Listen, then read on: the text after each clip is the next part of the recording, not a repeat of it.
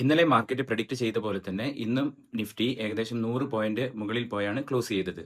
അതായത് Nifty up trend തന്നെയായിരുന്നു. അടുത്ത ക്വസ്റ്റ്യൻ, നിഫ്റ്റി ഈ ട്രെൻഡ് തുടരുമോ? അതിന് അതെ. എന്റെ ഉത്തരം അതെ എന്ന് തന്നെയാണ്. അതിന് 5 കാരണങ്ങളുണ്ട്. Reason number 1, trend is your friend. Nifty ഇപ്പോഴും അപ് ട്രെൻഡ് തന്നെയാണ്. നിഫ്റ്റി ഹയർ ഹൈസും ഹയർ ലോസും ക്രിയേറ്റ് ചെയ്തുകൊണ്ടേയിരിക്കുന്നു. പ്രധാന സപ്പോർട്ടിന് മുകളിൽ മാർക്കറ്റ് ഹോൾഡ് ചെയ്യുന്നു. അതുകൊണ്ട് പ്രൈമറി ട്രെൻഡ് ഇപ്പോഴും ബുള്ളിഷ് തന്നെയാണ്. Reason number 2, market width weak അല്ല. അഡ്വാൻസ് ഡിക്ലൈൻ റേഷ്യോ 1:1 ആണ്. അതുകൊണ്ട് മാർക്കറ്റ് കൊളാപ്സ് ചെയ്യുന്ന സാഹചര്യമില്ല. ഇനി പ്രോഫിറ്റ് ബുക്കിംഗ് ഉണ്ടായാലും ബ്രോഡ് പാർട്ടിസിപ്പേഷൻ ഇപ്പോഴും ഉണ്ടാകുമെന്നാണ് പ്രതീക്ഷിക്കുന്നത്. Reason number 3, small cap mid cap participation. Large cap മാത്രമല്ല, ബ്രോഡർ മാർക്കറ്റിലും പാർട്ടിസിപ്പേഷൻ കാണുന്നു. Small cap indices all time high create ചെയ്തുകൊണ്ടേയിരിക്കുകയാണ്. അത് മാർക്കറ്റിന് കൂടുതൽ റിസ്ക് അപ്പറ്റൈറ്റ് ഉണ്ട് എന്നുള്ളതിന്റെ ഒരു സൂചനയാണ്. റീസൺ നമ്പർ 4, ഫണ്ടമെന്റൽസ് സപ്പോർട്ട് ചെയ്യുന്നു. പല കമ്പനികളുടെയും Q1 ഏർണിംഗ്സ് പ്രതീക്ഷിച്ചതിനേക്കാൾ നല്ലതാണ്. കൂടാതെ ക്രൂഡ് ഓയിൽ പ്രൈസ് കുറഞ്ഞത് ഇൻഫ്ലേഷൻ കുറക്കുന്നതിനും മികച്ച പ്രോഫിറ്റ് കൈവരിക്കുന്നതിനും സഹായിച്ചേക്കാം. Reason number 5, dip is a buying opportunity. Strong up ട്രെൻഡിൽ മാർക്കറ്റ് എപ്പോഴും കയറില്ല. ചെറിയ പ്രോഫിറ്റ് ബുക്കിംഗ് വന്നാലും ട്രെൻഡ് മാറി എന്നല്ല. സപ്പോർട്ടിൽ വീണ്ടും ബയേഴ്സ് വരുന്നത് വരെ ബുള്ളിഷ് ബയാസ് തന്നെയാണ്.